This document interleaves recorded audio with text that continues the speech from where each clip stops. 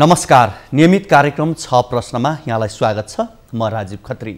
देशभर corona virus COVID-19 संक्रमणको graph बढ्दै गएपछि प्रधानमन्त्री केपी शर्मा ओलीले मंगलबार जनस्वास्थ्यदेखि आर्थिक क्षेत्रका विज्ञहरूलाई बालुवाटारमा डाक्नुभयो। त्यहाँ झण्डै 4.5 घण्टा छलफल भयो।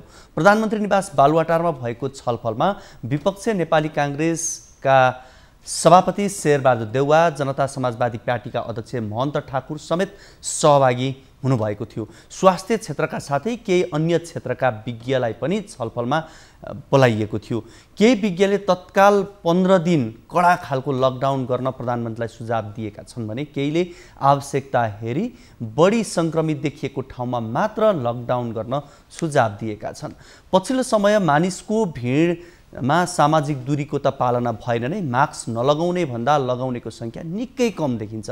कोरोनालाई पनि गिज्याउने यी दृश्यले प्रष्ट भन्छ उपत्यका भयावह उन्मुख छ। सरकारले विज्ञसँग परामर्श गर्दा केहीले लकडाउन गर्न त केहीले कर्फ्यू नै लगाउन सुझाव दिएका थिए।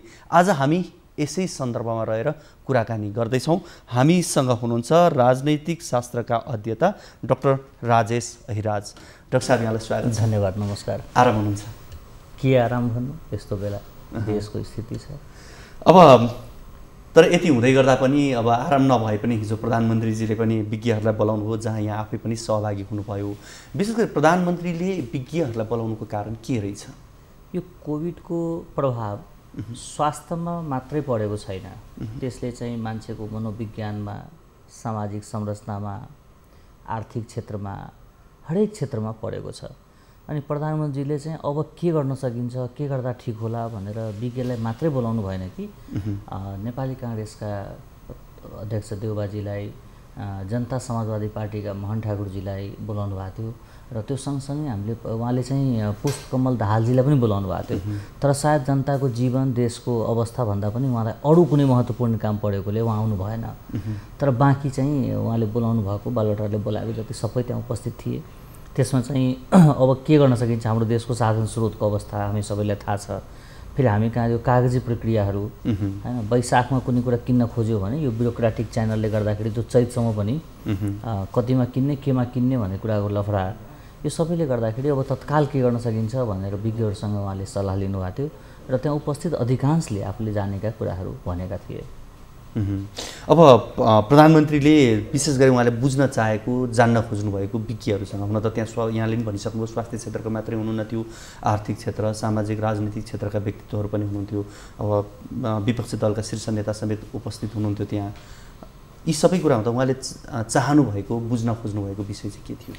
केन्द्रमा दुईवटा कुरा लुकेको थियो। एउटा कुरा चाहिँ उहाँ गम्भीर हुनुहुन्थ्यो कि राजनीतिक दलका नेताहरू कोरोनाको समयमा आफ्नो जनताप्रति, आफ्नो निर्वाचन क्षेत्रप्रति, आफ्नो देशप्रति गम्भीर हुनुको साटो राजनीतिक चलखेलमा बढी व्यस्त भए।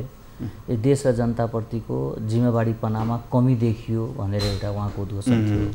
अर्को चाहिँ के थियो भने विज्ञ साथीहरूले, जानकार व्यक्तिहरूले कोरोनाको बारेमा जनचेतनामूलक कुराहरू, सकारात्मक रूपबाट सन्देश सम्प्रेषण गरिदियोस्, समाजमा चाहिँ सकारात्मक सन्देश जाओस्, जनतामा जुन मनोवैज्ञानिक असरहरू परेको छ, आत्महत्याको दरहरू बढिराखेको छ, मान्छेमा एक खालको डर, त्रासहरू बढिराखेको छ, त्यो कुराहरूमा चाहिँ बरु सकारात्मक सन्देश पठाएर आत्मबल कसरी बढाउने, कोरोनासँगै लड्नु पर्यो, कोरोनासँगै बाँच्नु पर्यो, अब यसको विकल्प छैन, त त्यसका लागि हामीले तयारी कसरी हुने। किनभने यो कोरोना भन्ने कुरा त यो राजनीतिक विषय होइन, यो चाहिँ मानवीय विषय हो, स्वास्थ्यको समस्या हो। यसका लागि पक्ष विपक्ष प्रतिपक्षको कुरा होइन। यो चाहिँ हरेक देशका हरेक नागरिकले सरकारसँग मिलेर काँधमा काँध मिलाएर नागरिक दायित्वका लागि अगाडि बढाएर हामीले देशलाई जोगाउनु पर्ने स्थिति छ। कोरोनाले चाहिँ धनी गरिब चिन्दैन, कोरोनाले कांग्रेस, एमाले, जनता समाजवादी पार्टी, मधेसी, पहाडी, दलित, जनजाति कोही पनि चिन्दैन, ऊ जसलाई पनि लाग्न सक्छ। त्यही भएर चाहिँ योभन्दा माथि उठेर हामीले सहकार्य कसरी गर्न सक्छौँ, त्यही भएर चाहिँ प्रधानमन्त्रीजीले तीनवटा कुरा केन्द्रमा, एउटा चाहिँ नेताहरू यो राजनीति गर्ने समय होइन, यो जनताको जीवन जोगाउने समय हो, त्यही भएर आफ्नो आफ्नो क्षेत्रतिर लाग्नुहोस् भन्ने कुरा एउटा सन्देश। अर्को चाहिँ जानकार साथीहरूले सकारात्मक सन्देश समाजमा पठाओस्, त्यसको चाहिँ निगरानी बढाउनु पर्यो। आम जनतालाई जुन अवस्था छ, उनलाई चेतनाको जुन तह छ, त्यसमाथि अझै बढी थप ज्ञान दिएर जनताकै जीवन जोगाउन, जनतालाई नै अगाडि कसरी बढाउने, अर्थात् सरकार र नागरिक हातेमालो कार्यक्रम कसरी गर्ने भन्नेतर्फ उहाँको झुकाव देखियो। अब जस्तो म यहाँले व्यक्तिगत रूपमा दिनुभएको सुझावमा त म आउँछु नै, तर त्योभन्दा अगाडि धेरैलाई चासो पनि चाहिन्छ। विज्ञहरूले के कुरा गर्नुभयो होला प्रधानमन्त्रीसँग, हिजैबाट धेरै जस्तो भ्रम के पनि छ अरे भने अब कर्फ्यू लागिहाल्छ अरे, देशमा लकडाउन सुरु भइहाल्छ अरे भन्ने यस्ता कुराहरू पनि आए। खैर ती विषयहरू त अब मन्त्री परिषदले निर्णय गर्ने कुरा भयो, यहाँले सुझाव दिनुभयो। तर त्यहाँ विशेष गरी विज्ञहरूले दिएको मूलभूत सुझाव चाहिँ के थिए, कस्ता थिए? अधिकांश साथीहरूले चाहिँ कोरोनाको टेस्टको मात्रा बढाउँ, सरकारले दिएको बजेटहरूमाथिको निगरानीहरू बढाउँ, अर्थात् क्वारेन्टाइनमा जुन सेवा सुविधा दिनुपर्ने थियो त्यो पुगेन, त्यसमा चाहिँ निगरानी बढाउँ, कोभिडको टाइममा हुने भ्रष्टाचारलाई फास्ट ट्र्याकमा चाहिँ सजाय दिउँ र अघि पछि भन्दा दोहोरो सजाय गरौँ कोभिडको टाइमको भ्रष्टाचार, किनभने मानवीयता विरुद्धको भ्रष्टाचार हो। त्यस्तो विषय बेलामा चाहिँ थप सरकारको निगरानी होस्। कतिले चाहिँ मास्क प्रयोग नगर्ने पात्रहरूलाई चाहिँ बाहिर निस्किने गर्दाखेरि उनीहरूलाई सजाय गरौँ, दण्ड जरिवाना गरौँ, अथवा कुनै उद्योग व्यवसायीले मास्क नलाउने व्यक्तिलाई सेवा दिन्छ भने त्यसलाई कारबाही गरौँ भन्ने कुराहरू पनि गर्नुभयो। कतिले चाहिँ तत्कालै लकडाउन लगाउँ भन्ने कुरा गर्नुभयो। कतिले चाहिँ लकडाउन चाहिँ यो समस्याको समाधान होइन, जहाँ समस्या देखिन्छ त्यो ठाउँमा ट्रेस गरेर त्यसलाई चाहिँ गरौँ भन्ने विभिन्न खालका सुझावहरू। यहाँको तर्फबाट व्यक्तिगत रूपमा चाहिँ मेरो बुझाइ के छ भने हामीले ज्ञानको प्रयोग गर्दाखेरि माटो बिर्सिनु हुँदैन। हाम्रो देशमा अधिकांश मान्छे गरिबी रेखा मुनि छ। बाहिरबाट गाडीमै हिँडे पनि बाहिरबाट हेर्दाखेरि भौतिक रूपमा उनका घर होला, उनका गाडी होला, सवारी साधन होला, शेयर होला, गहना होला, तर ती भनेको खानेकुरा होइन। त्यो स्थिति, सहरी गरिबीको स्थिति यति विकराल भएको छ। मध्यमवर्गीयहरू निम्नवर्गीयमा गइसके र निम्नवर्गीयहरू दरिद्रताको रेखामुनि आइसकेको छ। त्यही भएर लकडाउन गर्नु चाहिँ समस्याको समाधान होइन, बरु सरकारले चाहिँ मास्क र सेनिटाइजरहरू निःशुल्क उपलब्ध गराउने काम गर्नुपर्छ। यस्तो विषम परिस्थितिमा हैन, मानवीयता मरेका औषधि व्यवसायीहरू 2 रुपियाँ पर्ने 3 रुपियाँ पर्ने मास्कलाई 15 रुपियाँ 10 रुपियाँ लिँदो रहेछ। कालाबजारी सेनिटाइजरहरू सरकारकै कम्पनीहरूमा पनि मैले हिजै हेर्दै थिएँ कि 2 डिजिटको मूल्य लेखा थियो, त्यसलाई चाहिँ मार्करले कालोले त्यसलाई पोतेर त्यसको छेउमा 3 डिजिटको मूल्य राखिएको थियो। अर्थात् एकातिर जनतालाई नुन खाने पैसा छैन, अर्कोतिर चाहिँ मास्क 3 रुपियाँको मास्क 15 रुपियाँमा किन्नुपर्ने र त्यो नलगाए बापत उसलाई जरिवाना दिनुपर्ने। म त्यस कुरा चाहिँ विश्वास राख्दिनँ, म त्यो मान्यता राख्दिनँ।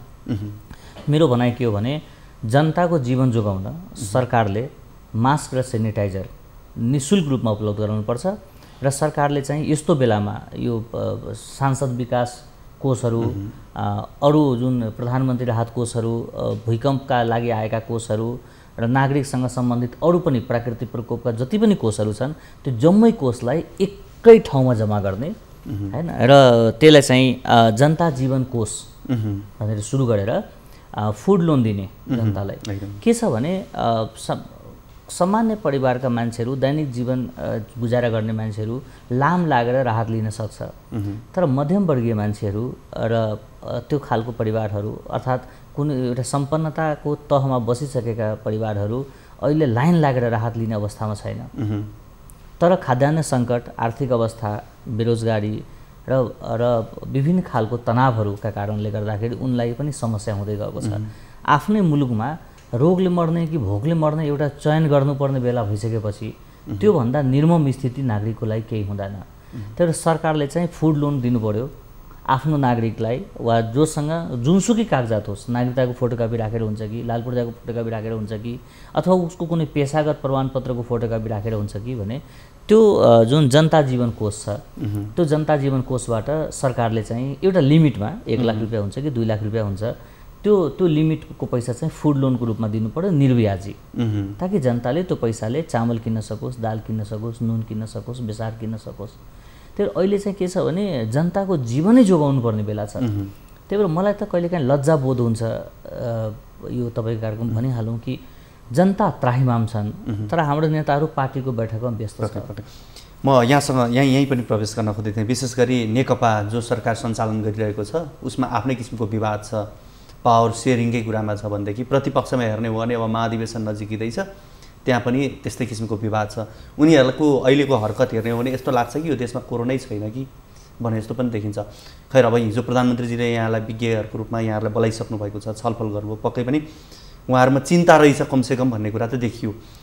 यति हुँदै गर्दा प्रधानमन्त्री यी सबै कुरा त पक्कै नबुझ्नु भएको त छैन, बुझ्नु पनि भएको छ केही हदसम्म। अब यहाँहरूले पनि त्यसमा सुझाव दिनुभयो। यी सबै कुरा हेर्दा प्रधानमन्त्रीको बुझाइको लेभल चाहिँ कहाँ छ, उहाँले कसरी हेर्नुभएको छ? उहाँ चाहिँ गम्भीर हुनुहुन्छ, तर एउटा व्यक्ति मात्र गम्भीर भएर यो समस्या टर्ने खालको छैन। किनभने विश्वका त्यो मुलुकहरू जो चाहिँ स्वास्थ्य क्षेत्रमा सम्पन्न थियो, आर्थिक क्षेत्रमा सम्पन्न थियो, त्यहाँका नेताहरू राजनीति गर्ने खालका थिए, त्यस्ता मुलुकहरूलाई त कोरोनाले ध्वस्त बनायो भने हामी जस्तो मुलुकमा कोरोनाले कुन तहमा हामीलाई दुःख दिन्छ भन्ने कुराको अनुमान लगाउन सकिन्छ। र त्यो अनुमान लगाउँदा शरीरमा कम्पन हुन्छ कि 2 दिन 3 दिन भइसक्यो खाना खान नपाएको जनताहरू काठमाडौँबाट हिँडेर तपाईको बुटबल पुग्नुपर्ने, हिँडेर तपाईँ काकरभिटा पुग्नुपर्ने स्थिति हामीले हेरिसक्यौँ। तपाईँकै सञ्चार माध्यमले पटक पटक देखाइसक्यो। त्यो बितेको पनि यतिका महिना भइसक्दा एउटा पनि सांसदले मेरो संसद विकास कोष म यो देशलाई दिएँ, मलाई बाटो होइन जनताको जीवन चाहिन्छ भन्ने बाहिर आएन। एउटा पनि दलले मेरो पार्टीका सबै सांसदहरूको संसद विकास कोष तलब होइन नि, तलब त छुट्टै छ, भत्ता छुट्टै छ, पत्र पत्रिका राखोस्, छोरा नातिलाई पिएमा भर्ना गरेको पैसा पनि नेताले खाओस्, तर संसद विकास कोषमा देशलाई दिन्छु, जनताको जीवन जोगाउँछु भने एकजना पनि ननिस्किनु, यो चाहिँ लज्जाको विषय हो। त्यही भएर मेरो बुझाइ के हो भने एकातिर नेता त त्यो तहमा देखिहाल्यो, म तपाईँकै टेलिभिजनमा धेरै पहिला भनेको छु नेपालमा लिडर छैन डिलर छ भनेर, त उहाँले आफ्नो तह फेरि देखायो। अर्कोतिरको चिन्ताको विषय के छ भने राज्यद्वारा सञ्चालित खानेपानी, बिजुली, टेलिफोन र राज्यको नियन्त्रणमा रहेका कम्पनी व्यवसाय कार्यालय, कर कार्यालय, यस्ता ठाउँहरूमा पनि जनताले जेन तेन आफ्नो काम गर्न जाँदाखेरि विलम्ब शुल्क लिइराखेको छ। त्यो अर्को पीडाको विषय हो। हुन्छ, हामी यो विषयमा फेरि प्रवेश गर्नेछौँ। दर्शकवृन्द, आज हामी प्रधानमन्त्री केपी शर्मा ओलीले हिजो विज्ञहरूलाई बोलाएर सुझाव लिएसँगै अबको बाटो उहाँले कसरी तय गर्नुहुन्छ भन्ने सन्दर्भमै रहेर कुराकानी गरिरहेको छौँ। हामी यो कुराकानीलाई निरन्तरता दिनेछौँ। यति बेला भने पालो भएको छ ब्रेकको।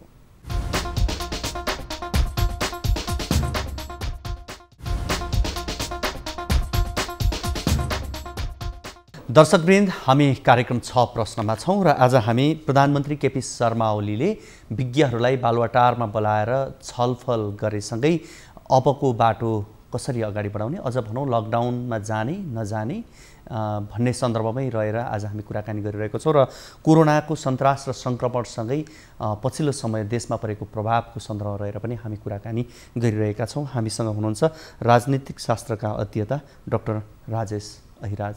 डाक्टर साहब, अब यहाँले अघि पनि भन्नुभयो विशेष गरी फुड लोनको कुरा, त्यसै गरी पछिल्लो समय हेर्ने हो भने यो विलम्ब शुल्कले पारेका प्रभावका कुराहरू आम नागरिक जताबाट पनि पिल्सिरहेको अवस्था छ।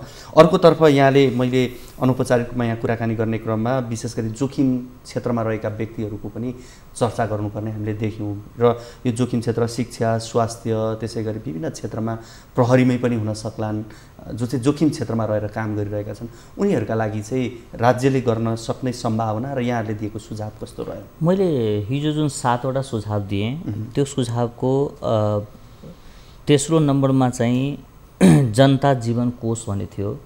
त्यो भनेको विभिन्न खालका कोषहरू नेपाल सरकारको मातहतमा छ, राज्यका निकायका मातहतमा छ। त्यो सबै खालको कोष एकै ठाउँमा जम्मा गर्ने र जनताको जीवनभन्दा ठुलो केही हुँदैन भनेर मानसिकता बोकेर जनताको जीवन जोगाउनलाई जनता जीवन कोष खडा गर्ने र सेनिटाइजर, मास्क, ग्लोभ वा पिपी के चाहिन्छ जनतालाई त्यो चाहिँ निःशुल्कै दिने।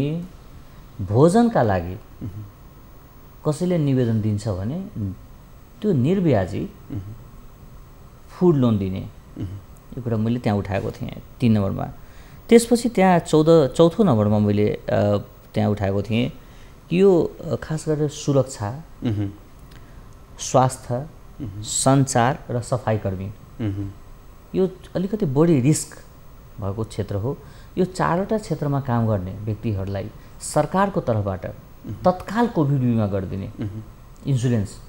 अहिले सजिलो छ, धेरै पनि पर्दैन, 500-600 रुपियाँमा 1 लाख रुपियाँको इन्सुरेन्स हुँदो रहेछ। सरकारले यो 4वटा पेसामा लागेका व्यक्तिहरूलाई कोभिड इन्सुरेन्स गरिदिने कुरा मैले त्यहाँ उठाएको थिएँ।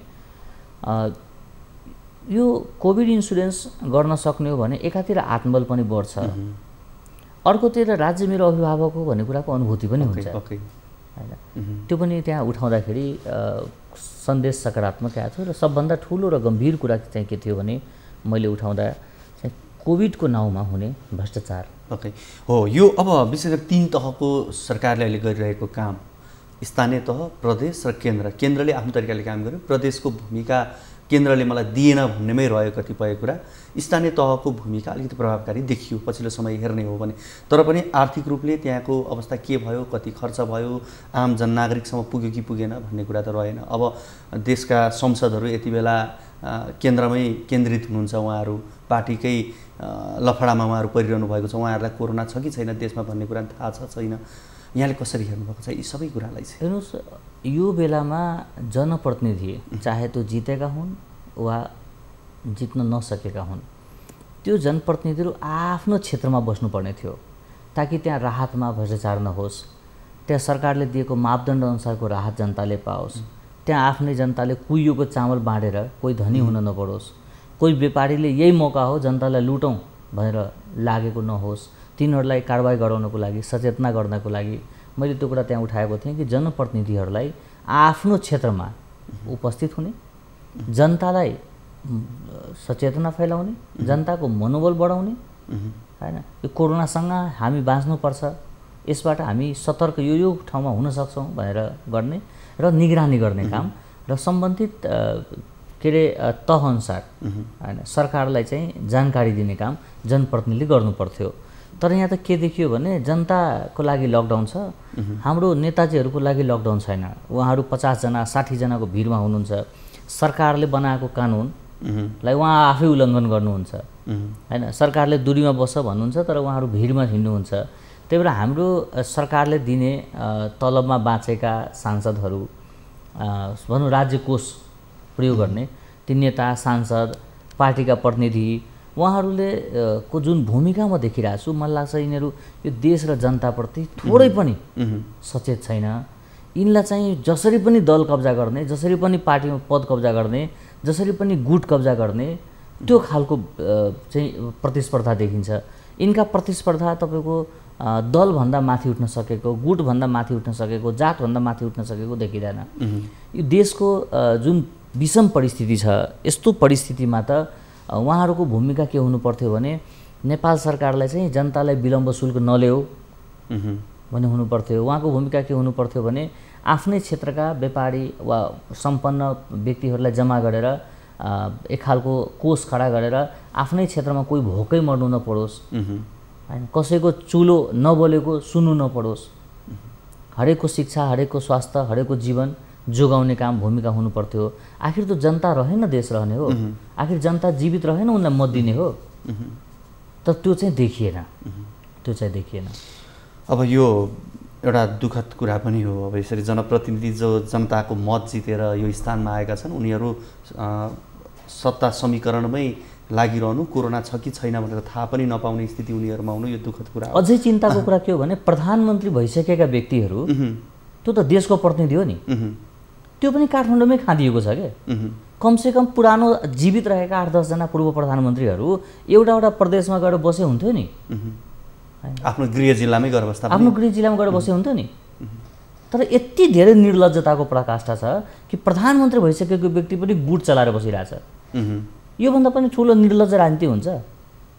सम्माननीय शब्द प्रयोग गरे होइन प्रधानमन्त्री हुँदाखेरि, अनि प्रधानमन्त्री भयो सम्माननीय शब्द प्रयोग गरेर प्रधानमन्त्री भयो, त्यहाँबाट खुस्केपछि जात क्षेत्र गोत्र मूल खोज्दै हैन। र अहिले पनि यो जनताको जीवन जोगाउने निगरानी गर्नुभन्दा पनि काठमाडौँमा खाँदेर बसेको छ। पहिला त पूर्व प्रधानमन्त्रीहरू आफ्नो आफ्नो निर्वाचन क्षेत्रमा जानुपर्ने, सके प्रदेशलाई हेर्नुपर्ने, नसके निर्वाचन क्षेत्रमा जिल्लामा बस्नुपर्ने, अनि पो अरू सांसदहरूलाई बोलाउन मिल्छ त। तर भएन, यी नेताहरूले हैसियत बढायो, औकात गुमायो। अब यी सबै कुरा भयो। अब यहाँ आफैले सुरुमै पनि भन्नुभयो बोलाइएका व्यक्तिहरू, केही व्यक्तिहरू आउनु भएन, जस्तो पुष्पकमल दाहाल प्रचण्ड आफै पनि आउनु भएन उहाँ यो छलफलमा। तर अब यी सबै सम्पूर्ण छलफलहरू सकिसकेपछि प्रधानमन्त्रीको सोच, अझ भनौँ यहाँहरूको निष्कर्ष लकडाउन कसरी अगाडि बढाउनुपर्छ भन्नेमा केन्द्रित थियो। विकल्प छैन हामीसँग विकल्प किन छैन भने हाम्रो साधन स्रोतहरू, राज्यको अहिलेको अवस्था, स्वास्थ्य कर्मीहरूको चिन्ता र कोभिड अस्पतालहरू जुन जसरी व्यवस्थित हुनुपर्ने थियो त्यो चाहिँ देखिएन। नदेखेपछि हामीसँग अस्त्रकै रूपमा भनौँ अथवा अरूकै रूपमा भनौँ यो लकडाउनको विकल्प हामीसँग खासै छैन। जस्तो अब अहिले हेर्ने भने 2 नम्बर प्रदेशको 3वटा जिल्लामा कर्फ्यू लकडाउन लागेको छ, कर्फ्यू नै लगाइएको छ भनौँ अझ, र 3टा सहरमा पनि। त्यसरी नै अब अहिले देशका विभिन्न स्थान राजधानी नै कसरी कोरोना सङ्क्रमण बढिरहेको छ भन्ने कुरा हामी देख्न नि सक्छौँ। समुदाय स्तरमै गएको हो कि भन्ने आशंका पनि छन्। यी सबै कुरा हेर्दा देशभरि नै लगाउने अवस्था हो या क्षेत्रगत हिसाबले कर्फ्यू नै लगाएर जाने अवस्था बनिसकेको हो? मलाई लाग्छ जुन ठाउँमा त्यो फाइन्डिङ हुन्छ यहाँ चाहिँ कोरोनाको देखियो त्यहाँ चाहिँ कन्ट्याक्ट ट्रेस गरेर कर्फ्यू लाउने अथवा लकडाउन गर्ने अथवा स्वास्थ्य कर्फ्यू लाउने। तर जुन ठाउँमा कर्फ्यू लाउने त्यो ठाउँमा एउटा नागरिक पनि भोकै बस्नु नपरोस्, त्यो कुराको जिम्मेवारी राज्यले पनि लिने, त्यो कुराको जिम्मेवारी त्यहाँको जनप्रतिनिधिले पनि लिने। यो होइन कि एउटा लेटर प्याडमा कर्फ्यू लगाइएको घोषणा गर्यो अनि मान्यजीहरू काठमाडौँमा, सांसदजीहरू प्रदेशमा, हैन, आफ्नो आफ्नो भोजन आफ्नो आफ्नो यो समय आर्थिक चलायमान बनाउनका लागि आउने सुझावहरू के थियो? जस्तो उद्योग कल कारखाना कुराहरू। पहिलो कुरा त स्वास्थ्य नै हो। दोस्रो कुरा चाहिँ यसलाई कसरी सजिलो गर्न सकिन्थ्यो भने नेपाल सरकारले अहिलेको समयमा कर तिर्नेहरूलाई 20% छुट भन्नुपर्थ्यो। कतिपय बाँकी छ नि 5 वर्ष 7 वर्षको 10 वर्षको करहरू बाँकी छ, नवीकरण गर्नुपर्ने बाँकी छ। कसैले मेरो सवारी साधन मोटरसाइकलको म कर तिर्छु 5 वर्षको कर तिर्छु भन्दाखेरि ल तपाईँ 5 वर्ष तिर्ने हो भने तपाईँले 20% छुट भन्नुपर्छ, विलम्ब शुल्क लिनु हुन्थेन। त्यो गरे भए धेरै करहरू जम्मा हुन्थ्यो, प्रोत्साहन हुन्थ्यो। यो बेला चाहिँ यो बेलामा त तपाईँको कर म दिन्छु भन्दाखेरि घरमै पुगेर ल दिनुहोस् न त भन्नुपर्ने थियो। यो बेलामा बिजुलीको पैसा तिर्छु भनेपछि कर्मचारीहरू घरमै पुगेर लिनुपर्ने स्थिति थियो। तर ठ्याक्कै उल्टो कर नै भयो, रहर भएन। समस्या कहाँनिर भयो भने राज्यले आफ्नो नागरिकलाई ग्राहक शब्द प्रयोग गर्यो। खानेपानीमा गयो ग्राहक लेखा हुन्छ, बिजुलीमा गयो ग्राहक लेखा हुन्छ, टेलिफोनको बिल हेऱ्यो ग्राहक लेखा हुन्छ। म ग्राहक हो राज्यको, राज्य मेरो साउ हो। राज्यको स्वामित्वमा रहेको संस्थानहरूले मलाई ग्राहक भन्ने त्यहाँ मिलेन। जनता ग्राहक होइन, जनताकै देश हो यो। तर जसरी पनि जनताले लुट्ने, व्यापारीले पनि जनताले लुट्ने, राज्यले पनि जनताले लुट्ने, नेताले पनि जनताले लुट्ने, यो स्थिति राम्रो छैन। यो कोरोनाबाट जनता उम्क्यो भने यो नेताहरूलाई घर छिर्न दिँदैन।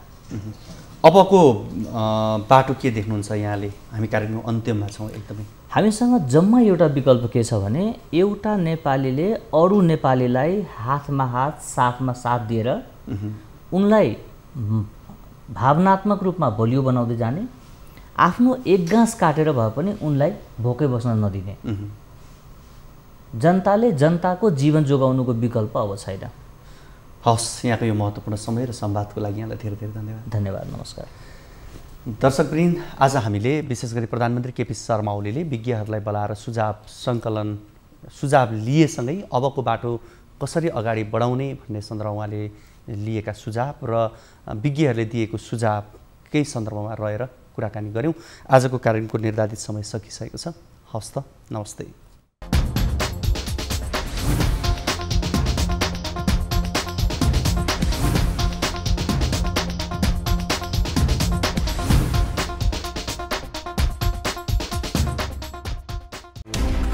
कोरोनाले सिर्जना गरेको सङ्कटमा पल पलका न्युज अपडेट र हर क्षेत्रको कभरेजका लागि न्युज 24 नेपाल युट्युब च्यानललाई सब्स्क्राइब गर्नुहोला।